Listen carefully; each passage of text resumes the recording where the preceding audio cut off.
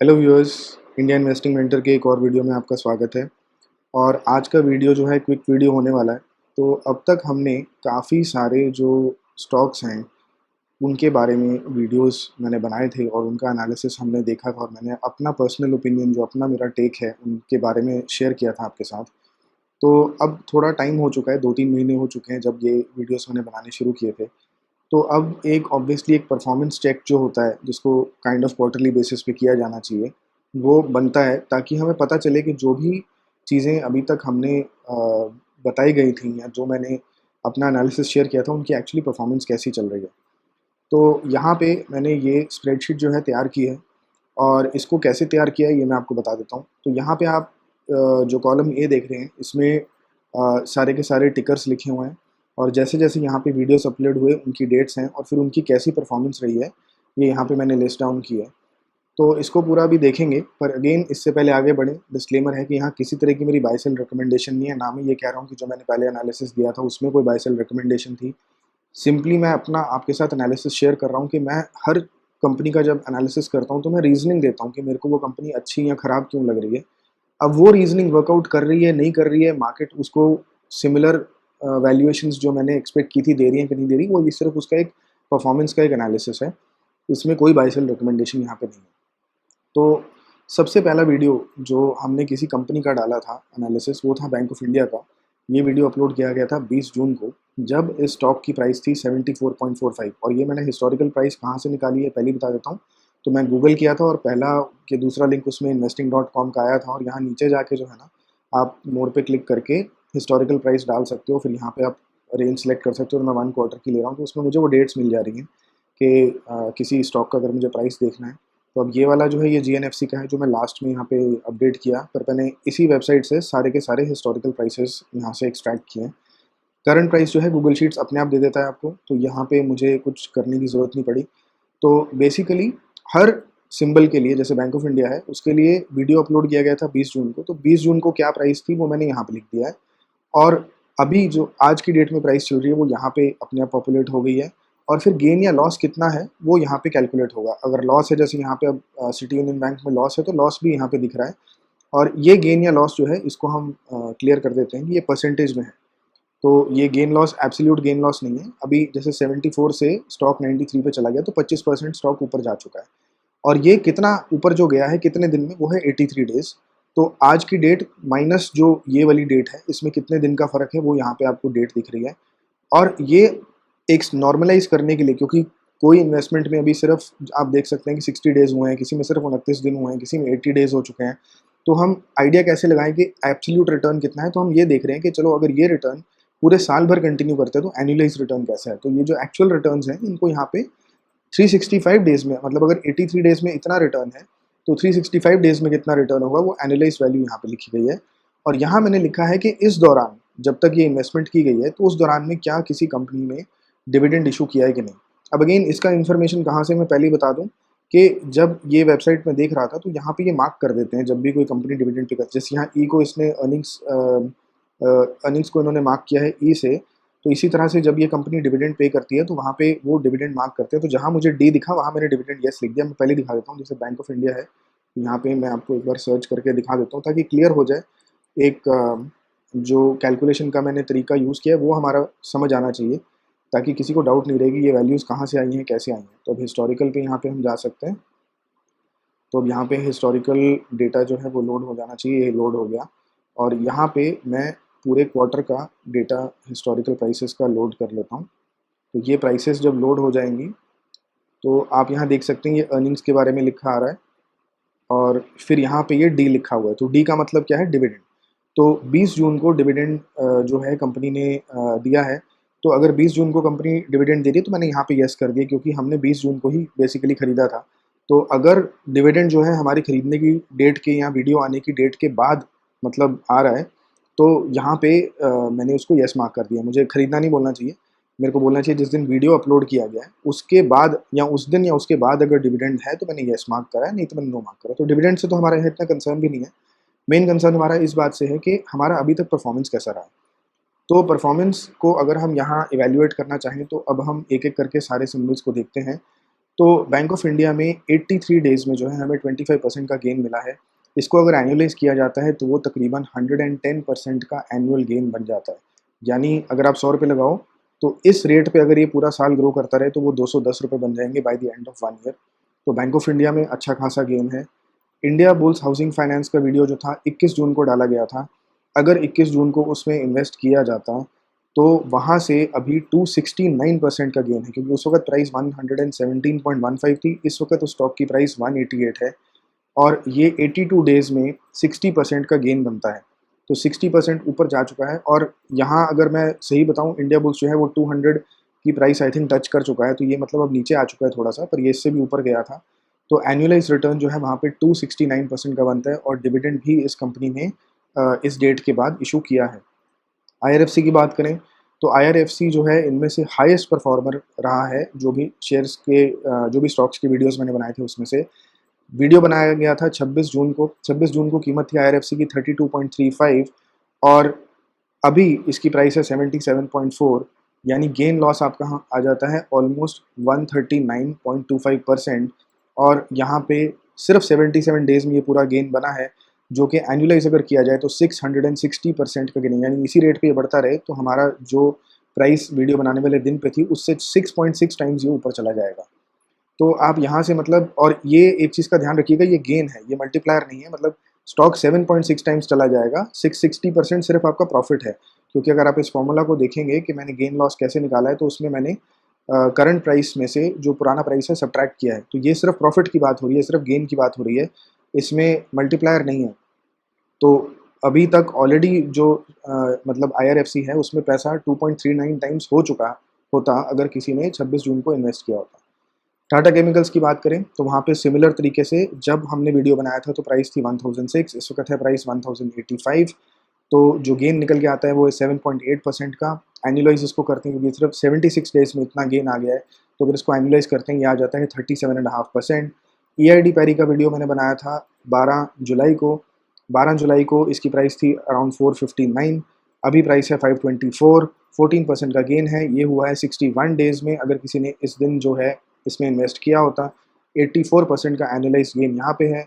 Indian energy exchange का video बना था 18 जुलाई को। वहाँ पे जो उस वक़्त प्राइस थी स्टॉक की वो 123 के आसपास थी, अभी 142 के आसपास है। ये 15% का गेन है 55 डेज़ में। एनुअलाइज़ करते हैं तो ये बनता है 101 और यहाँ पे इस कंपनी ने इस दौरान में डिविडेंड भी इश्यू किया है। फाइनली राजेश एक्सपोर्ट्स पे, और राजेश एक्सपोर्ट्स को लेके ही मेरे को बहुत सारी क्वेरीज आ रही थी कि ये बार बार ऊपर नीचे जा रहा है। तो पहली चीज़ ये कि अभी भी जिस दिन वीडियो बनाया गया था, अगर उस दिन से लेके अभी तक देखें तो लॉस में नहीं है। और इसका मैंने कॉस्ट बेसिस को कैसे लोअर करना है वो मैंने वीडियो आपके साथ पिछला वीडियो शेयर किया है। अगर आपने नहीं देखा है तो उसको ज़रूर देखना। वो सिर्फ इस पे एप्लीकेबल नहीं है, वो सारे के सारे स्टॉक्स पे एप्लीकेबल है। क्योंकि इवन आईआरएफसी को देखो तो ये इस ड्यूरेशन में ऊपर चला गया, पर आईआरएफसी काफ़ी देर तक जो है वो 27, 28 से 32, 34 की रेंज में कंसोलिडेट करता रहा था। तो जब भी वो स्टॉक किसी कंसोलिडेशन फेज़ में चला जाता है, वहाँ पे कॉस्ट बेसिस को लोअर करने का बहुत ज़बरदस्त अपॉर्चुनिटी बनती है। अगर वो वीडियो नहीं देखा है तो प्लीज़ वो देखना। वो एक ऐसा वीडियो है जो एक आपके पास, जिसको कहते हैं ना, आपका एक लाइफ सेवर है कि जब स्टॉक आपकी मनचाही डायरेक्शन में ना जाए, तो उस वक़्त आपको क्या करना है वो आपको बताता है। और अब आते हैं सीयूबी पे। सीयूबी हमारा अकेला ऐसा एक इन्वेस्टमेंट बनता अगर किसी ने, मैंने वीडियो बनाया था 31 जुलाई को, अगर 31 जुलाई को किसी ने इन्वेस्ट किया होता तो उसने शेयर्स खरीदे होते 133.2 पे और 132.4, यानी ₹1 से भी कम का इस वक़्त जो है लॉस दिख रहा है। 60 पैसे का लॉस बेसिकली दिख रहा है 42 दिन में। और ये अगर हम इसको एनुअलाइज़ कर दें कि ये लॉस इसी तरह से बढ़ता रहे, क्योंकि सिर्फ 42 डेज़ में 0.6% का लॉस है, अगर इसको हम एनुअलाइज़ कर दें तो ये 5.2% का लॉस पूरे साल में बन जाएगा। पर नोट करने वाली बात यह है कि अभी तक सिर्फ जो है ना बराबर के लॉस है इसमें। और इसमें अगर आप ऑप्शंस ट्रेडिंग से ट्रेड कर रहे थे कि आपने डायरेक्ट शेयर्स ना खरीदे होते और कोई अगर यहाँ पे सपोजिंग 130 का पुट सेल करता, तो वहाँ पे आपका कॉस्ट बेसिस और भी लोअर हो जाता आपको इस शेयर प्राइस में। मैं यहाँ पे परफॉर्मेंस दिखाने के लिए सिंपली लेके चल रहा हूँ कि जिस दिन वीडियो अपलोड किया उस दिन की जो क्लोज प्राइस है, अगर उस पर शेयर खरीदे जाएँ एज़ कम्पेयर टू आज क्या प्राइस है, तो कैसा परफॉर्मेंस रहता। और फाइनली हम आते हैं जीएनएफसी पे। तो जीएनएफसी पे वीडियो बनाया गया था 13 अगस्त को, काफ़ी रीसेंट वीडियो है। उस वक्त प्राइस थी 544.3, इस वक्त प्राइस है 643.5। ये 18% का गेन हो जाता है एक महीने से भी कम में, और इसको अगर एनालाइज करते हैं तो ये हो जाता है 229%। तो यहाँ पे आपको सारे के सारे जो अभी तक मैंने स्टॉक्स की वीडियोस बनाए हैं उनका कैसा परफॉर्मेंस होता, अगर कोई ऐसा पोर्टफोलियो बना रहा है कि जिस दिन वीडियो बना उसके दिन की क्लोज प्राइस पे उसको बाय किया जाए, और आज उसको अगर हम चेक करें तो कैसा परफॉर्मेंस रहेगा वो यहाँ पे दिख रहा है। अब ये नीचे मैंने एक एवरेज एनुअलाइज रिटर्न भी यहाँ पे लिखा है। एवरेज एनुअलाइज रिटर्न का मतलब क्या है कि मैं ये मान के चला हूँ कि सपोजिंग कोई एक पोर्टफोलियो बनाता है जिसमें सब स्टॉक्स में सिमिलर पैसा लगाया जा रहा है, यानी सपोज इसमें भी 1 लाख, इसमें भी 1 लाख, इसमें भी 1 लाख, इसमें भी 1 लाख, सारे स्टॉक्स में 1 लाख रुपीज़ अगर लगाए जाएँ तो हम एक एवरेज ले सकते हैं एनुअलाइज गेन्स की, कि एवरेज गेन पूरे पोर्टफोलियो में कितना हो जाता। तो यानी अभी यहाँ पे जैसे कि 9 स्टॉक्स हैं, तो अगर 1 लाख का आप एग्जांपल ले लो तो 9 लाख रुपीज़ अगर इन्वेस्टेड होते तो वो अब तक जो है 165% का गेन दे चुके होते, यानी कि 2.65 टाइम्स पैसा बन चुका होता। तो आप यहाँ से खुद कैलकुलेशन कर सकते हो कि अगर 9 लाख्स इन डेट्स के हिसाब से इन प्राइसेस पे इन्वेस्टेड होता, और यहाँ पे मैक्सिमम डेज़ जो है मतलब 3 महीने से कम है। कुछ स्टॉक्स में तो सिंपली एक महीने की, डेढ़ महीने, 2 महीने की इन्वेस्टमेंट होती। जो सबसे पुराना वीडियो है वो बैंक ऑफ इंडिया का है जिसमें कि 83 डेज़ है, तो 3 महीने से कम का इन्वेस्टमेंट है। और 3 महीने से कम टाइम फ्रेम में जो रिटर्न्स होते वो तो यहाँ से मिलते, पर अगर हम इसको एनुअलाइज़ कर दें इन रिटर्न्स को तो वो 265 यानी 2.65 टाइम्स अगर ये रिटर्न्स कंटिन्यू करते हैं पूरे साल तक, जो कि पॉसिबल नहीं होता क्योंकि अभी मार्केट जो है ऊपर गई है, स्टॉक्स ऊपर जा चुके हैं। अब हो सकता है इससे कहीं ऊपर चले जाएँ, हो सकता है कि नीचे आ जाए, कुछ कहा नहीं जा सकता, कि करेक्शन होती है कि और ऊपर जाना शुरू कर देते हैं। वो एक ऐसी चीज़ है जो फ्यूचर कोई प्रेडिक्ट नहीं कर सकता। तो और ये हमेशा से एक रूल होता है कि पास्ट परफॉर्मेंस जो है उससे फ्यूचर का हम कुछ बता नहीं सकते। पर हम अभी तक का अगर देख के चलें कि अगर ये परफॉर्मेंस सिमिलर 3 महीने में जो रही है, अगर 9 महीने और ये कंटिन्यू करती है, तो पूरा ये जो 9 लैक्स का अगर इस तरह का पोर्टफोलियो बनता, तो वो 2.65 टाइम्स उसकी वैल्यू हो जाती। तो ये एक क्विक सा रिकैप था। समझने के लिए कोशिश मेरी रहेगी कि हर क्वार्टर इस तरह की परफॉर्मेंस जो है हम चेक करते रहें, ताकि एक अपने को फीडबैक भी मिलता रहता है, और कहीं पे अगर उसमें दिखता है कि चीज़ें ठीक से नहीं जा रही और उसमें कंपनी स्पेसिफिक गलती कोई निकल के आती है, तो उसको फिर अपनी लर्निंग्स में इनकॉर्पोरेट भी करना होता है। तो ये एक बड़ा इंपॉर्टेंट स्टेप होता है, क्योंकि आप जब भी किसी चीज़ को एनालाइज़ करें, तो उसकी परफॉर्मेंस को ज़रूर चेक करो कि जो आपने एनालिसिस किया था, वो 3 महीने बाद, 6 महीने बाद, साल बाद कैसा परफॉर्म कर रहा है। क्योंकि अगर आप वो परफॉर्मेंस को इवैल्यूएट नहीं करोगे, तो आप कभी सीखोगे नहीं, क्योंकि कहीं न कहीं गलती होगी, कहीं न कहीं जो सिलेक्शन है उसमें गड़बड़ होगी। फिर उसको जाके आपको रीचेक करना होता है कि ऐसा कौन-सा पॉइंट मिस हो गया, क्या ऐसी कोई चीज़ हम चेक कर सकते थे जिससे हमें ये पर्टिकुलर रीज़न जिसकी वज़ह से स्टॉक प्राइस ऊपर नहीं गया, वो हमें पहले से पता चल जाता।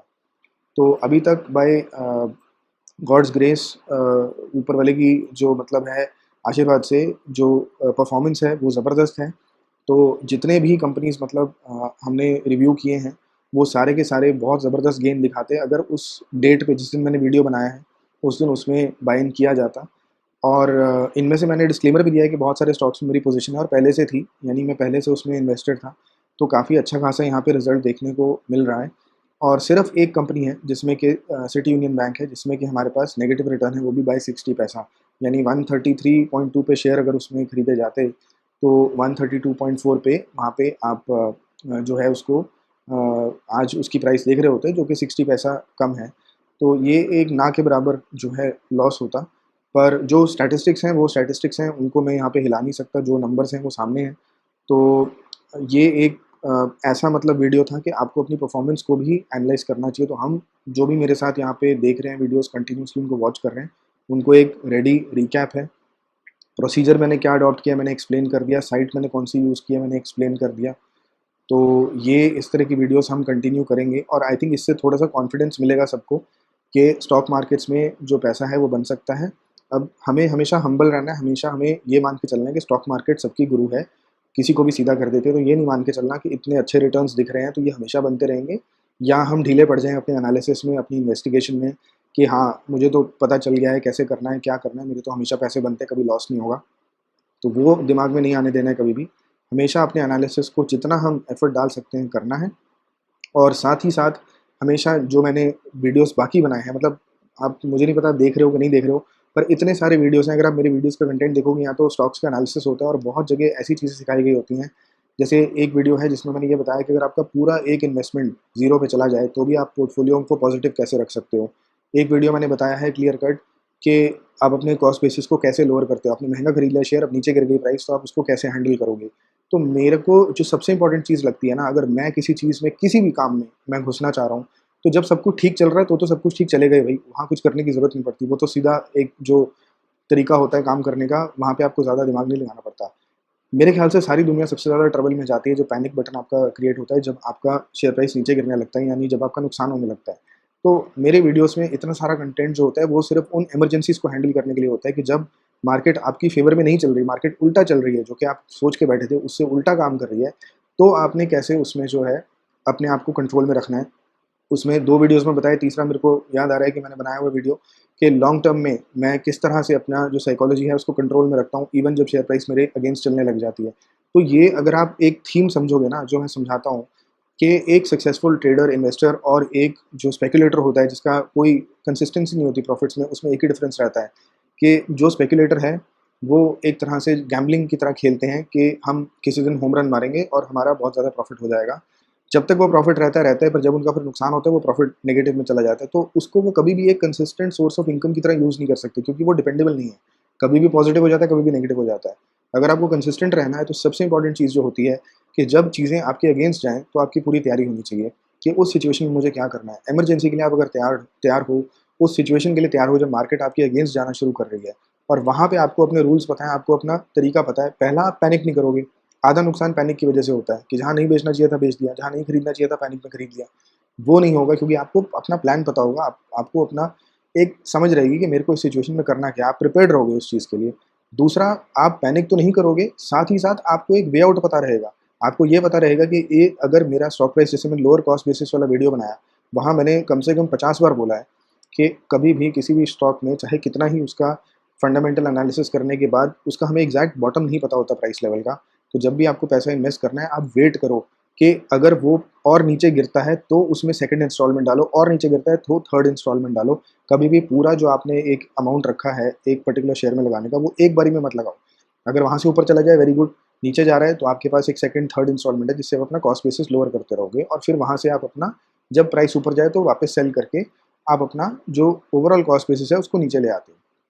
तो ये वीडियोज़ जो हैं बहुत इंपॉर्टेंट होते हैं, और मेरी कोशिश यही रहती है कि प्रॉफ़िट कैसे बनाना है, वो तो आपको आराम से पता चल जाएगा। मतलब अगर एक कहा जाता है कि एक बंदर को भी अगर रैंडमली बोला जाए कि स्टॉक्स पिक करो, तो वो भी 50% चांस है कि ऐसा स्टॉक पिक करेगा कि वो प्रॉफ़िट में चला जाएगा।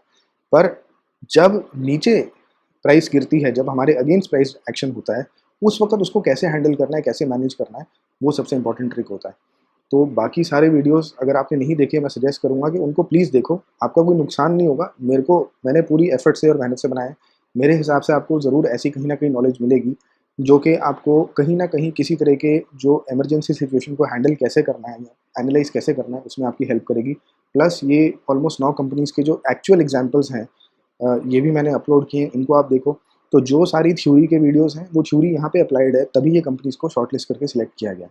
तो आई होप ये वीडियो आपको यूज़फुल लगा और आपको एक थोड़ा कॉन्फिडेंस मिला होगा कि स्टॉक मार्केट जो है वो एक प्रॉपर, जिसको कहा जाता है, जो बहुत लोग फ़ील करते हैं कि सबसे ज़्यादा लोग investors, traders, specially retail investors जो हैं, वो पैसा लूज़ करते हैं, तो ऐसा नहीं है।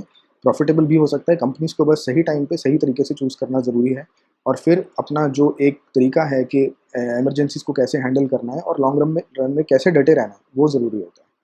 तो वीडियो अच्छा लगा तो लाइक ज़रूर करना, सब्सक्राइब करो चैनल को अगर आपने अभी तक नहीं किया है, और अपने फ्रेंड्स फैमिली के साथ शेयर करो ताकि वो भी इसका बेनिफिट ले सकें। और कोई भी आपकी अगर क्वेरीज़ हैं, डाउट्स हैं, सजेशंस हैं, रिक्वेस्ट हैं, तो उन्हें कमेंट सेक्शन में लिखिए। मेरे ख्याल से अभी तक कोई भी मेरे चैनल पे कमेंट्स नहीं है जिन पे मैंने रिस्पॉन्ड नहीं किया है।